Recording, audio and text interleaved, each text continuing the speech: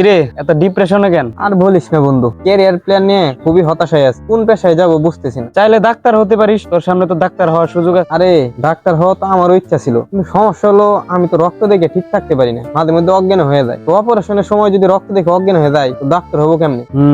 কথা তো ঠিক, তাহলে ইঞ্জিনিয়ার হ। ইঞ্জিনিয়ার তো চাইলে হওয়াই যায়, কিন্তু আমি ইঞ্জিনিয়ার হয়ে যে বিল্ডিং তৈরি করব, ওই বিল্ডিং ধসে পড়ে যদি মানুষ মারা যায়, ওই অনুশোচনায় তো জীবনে কিছু করতে পারবো না। তাইলে ফুটবলার হ। আমিও চাইছিলাম ছোটবেলা থেকে ফুটবলার হওয়ার জন্য, কিন্তু ভেবে দেখলাম আমার যে ফিটনেস, এই ফিটনেসে আমি পুরো 90 মিনিট খেলবো কেমনে? আর মনে কর রামোসের মতো প্লেয়ার যদি আমার সামনে এসে পড়ে এবং আমার ফাউল করে, তো আমার ক্যারিয়ার তো ওইখানেই শেষ। তুই এত কিছু বাদ দিয়ে ড্রাইভার হ।